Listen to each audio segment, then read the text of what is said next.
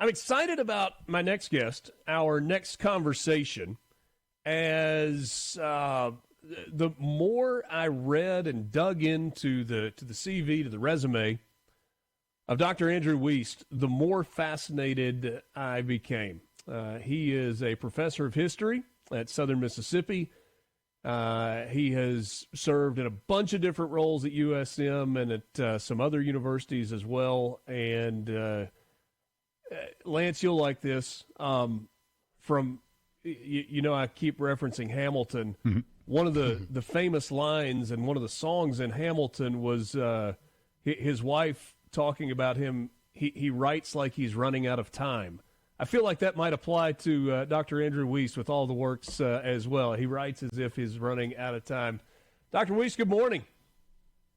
Good morning, and thank you for having me today, Richard. I appreciate it very much. I want to get into this new book that you've got, but I think we got to go back first. I need to know about your childhood. Did you, as a young boy, have little plastic toy soldiers that were lined up in a sandbox and were going through different war strategies and figure out where did the fascination with the armed services and war history come from? I 100% had the soldiers lined up and, was playing battles and things like that, while my more popular high school friends were doing popular high school friend things. We were playing board games at home, playing war games. But my dad served in the military. He served in Korea. My grandfather and his brother served in World War II. So being a veteran was an important thing in our family. And war just fascinated me. History is hard to understand, but war seemed simpler to understand. It seemed like on one day, Omaha Beach, let's say, the world could have changed. It could have gone one way or the other, and I found that to be fascinating. It's interesting. My wife, or on my wife's side of the family, she's got a cousin that went to West Point, and he now flies helicopters for the Army and trains there. But it's like if you go back to when he was 4 and 5 years old, he was doing the same thing, right? It was like he was always on that path. He was drawn to military documentaries. He was playing toy soldiers, all of those things. And it's funny how your childhood can shape what you do in adulthood when you got to go out and make a living and have a family of your own and all those things. And yet sometimes those things that we're passionate about early in life, they hang on forever. Sure, and there's to compare myself to Michael Jordan is way out of line, but Jordan No, got by all paid to means. I do want to what see where you're going with that. Jordan got paid to do what he loved to do, and that's the way it worked out for me. If I had a different kind of job, I'd still be trying to write and study military history, and Southern Miss is nice enough to pay me for it, so it worked out great. Yeah. Where would you describe your primary area of expertise? Is it Vietnam? Military history The written. most research and the most work? Well, I started off in World War One because everybody studied World War Two at that point, Right. and nobody studied Vietnam, which is the war that fascinated me the most because I was too young for it. But my older sister, her friends fought in Vietnam, and she lost some friends there. That fascinated me, but nobody taught it. So because it takes about 50 years for records to be open for you to be able to study a war. So in mid-career, I switched over to Vietnam, the war that fascinated me. And then as I kind of cut my teeth on writing about the Vietnam War, it dawned on me that nobody was writing about the wars that we were in as an older adult, Iraq, Afghanistan, and wars that my friends were fighting in this case, the Mississippi National Guard. So that resulted in the late career shift to looking at these present wars to kind of open the history book on them. So your newest book is the title is Dogwood: A National Guard Unit's War in Iraq. And one of the things that I try to do on the radio, whether it's sports in the afternoons or it's news and politics in the morning, is to try to localize the content, right? There are lots of places you can go to get national news and big picture stories. how do you make it more local? How do you make it matter in Mississippi? And I feel like in a lot of ways, maybe it was just the right storyline. Maybe it was where you had the most access, but you made it local by following a Mississippi National Guard unit through that time in Iraq. Tell me a little bit more about the process in writing Dogwood. I learned this process. The biggest book I wrote was a book called The Boys 67 Charlie Company's Right. War in Vietnam, which looks specifically at one combat company because soldiers are small groups. Soldiers fight and have camaraderie and meaning in small groups. So if you're bigger than a company, you kind of lose the heart of the story. And the way to get to that story is oral histories, interviewing the soldiers themselves.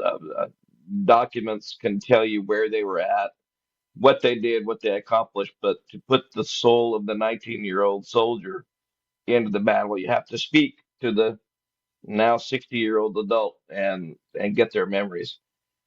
So I learned that process in writing that book, and as you mentioned, local. I grew up with these guys. I knew the National Guard. Its story had not been told. The National Guard is big in the news today, and really nobody knows what they're talking about when it comes to the National Guard because they're a very different part of our armed forces. So I knew their story hadn't been told, and I knew I had this unique connection by growing up with a lot of these guys. And so I went to members of the unit and began that process of um, speaking with them everywhere from their reunions to eating out at Crescent City to going to their memorials. Yesterday was the 20th anniversary of the most costly day of this unit in Iraq. They lost 4 guys on that day. And yesterday, the unit went to raise the flag at the cemetery again, which is something they do every year. So this is intense, it's personal, and it's local, like you were mentioning. And yet, when you take a local story, it can connect with a larger audience. I mean, you can drop this book in Montana, and it could connect with Montanans because of the way the story is told. Right, the characters are compelling enough to be able to do that. 100%. The National Guard in 2005 had over half of the troops in Iraq. So there were units like the one I'm writing about from Alabama, from Tennessee, from Louisiana, from Indiana. So my goal was to focus in on one tight group and use that story as an example of what everyone was going through. I certainly the guys from Louisiana are not going to see their names in this book, but Right. they'll see themselves in this book. They'll see their story because what they were going through was the same, just in a different part of Iraq, just with different friends, just with different places. But this story is meant to be representative of the entire National Guard story. You mentioned personal relationships, and so you were able to go for those sit-down interviews. The combat experience is unique for everybody that participates in it. There are some that are affected in ways that they never want to talk about it again. There are some who are able to just transition back to everyday life in a somewhat normal way. Was there a common thread that you found as you were going through these interviews and having these conversations? And by the way, we've only got a minute till the break, so if we need to pause on this, we'll pick it up on the other side. There was really no common thread. As you mentioned, some people come home and are very well adjusted. Some who committed suicide, and everything in between. So there is no common thread. War affects individual soldiers in very intensely individual ways. So that was a big part of the learning process for me. Dr. Andrew Wiest is my guest. We're going to continue this conversation. His new book is called Dogwood, A National Guard Unit's War in Iraq, and it focuses specifically on a National Guard unit from Mississippi. We'll learn more about them And also read him a text from one of his students on the C Spire text line when we come back. It's Mornings with Richard Cross on Super Talk, Mississippi. Dr. Andrew Wiest is my guest. He is an author and professor of history, specifically war history at the University of Southern Mississippi. I'll just get the suspense out of the way. This is from one of your students, C Spire text line. You can connect with us, 601-879-4395. Andrew made a huge impact on my life. I was a student of his through the British Studies program, and his enthusiasm for a deeper understanding was infectious. I'm so glad you're having him on. Thank you, Andrew. It's nice to hear. It is nice to hear. You're always worried when a student writes in if they're going to complain about their grades. So at least we didn't get that. That's good. Although in my case, I think I might still be complimentary because I know the grades weren't their fault. They were probably my fault one way or the other. So that's usually the case. Yeah, more times than not. We were talking about the interviews and the writing process for Dogwood, a National Guard unit's war in Iraq. This is the newest book from Andrew Wiest. And when I get to do an interview, whether it's talking with you right now or Ashley earlier or Governor or whoever else, the most rewarding part to me is when we start with, or I start with a little bit of a plan on where I think I want this to go, and then I learn something that I had no idea I was going to learn, or get an insight that I had never thought about before.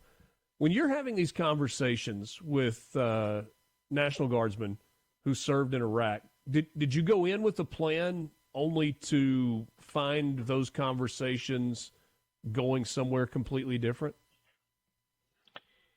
Well, you have to go in with the plan, especially when interviewing a veteran about the most critical event of their lives. You have to have done your research. You have to have a grasp of what they did, because you can immediately invalidate yourself if you ask stupid questions, if you ask the wrong things. And you're there in some ways to validate what they did. On the other hand, you have to let them go with it, because as a historian, what you want is to not impact their memories by leading them. You want their memories to lead you.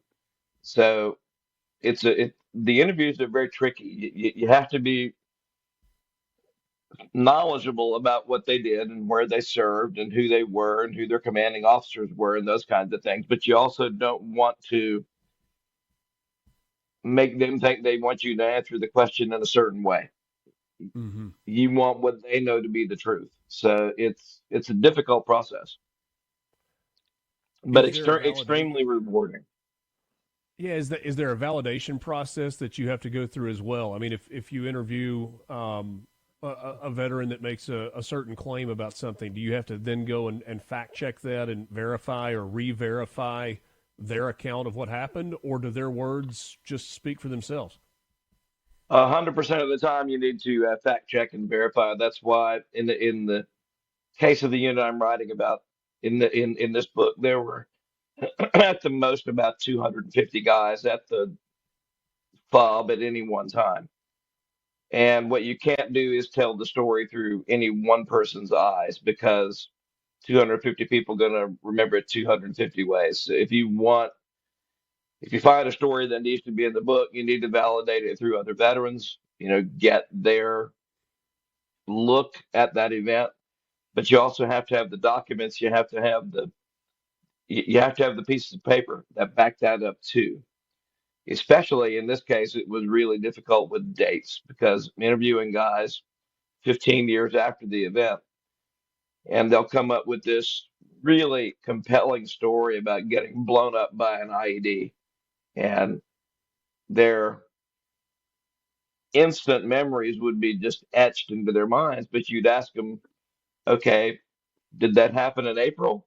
And they'd be like, well, maybe June, maybe August. I mean, their memory for dates was really difficult. And when you're writing a history book, you got to get the dates in the right order. And so, especially to deal with the time frame, I had to have the documents as well. The book And title I is was really Dogwood. lucky about, pardon, go ahead. I was just promoting the book again, Dogwood and National Guard Units War in Iraq, and it is available for purchase now. I want you to pick up that thought, but tell me, is there a book signing tour? Is available online, available in bookstores? Where are we getting this? The easiest place to get is Amazon.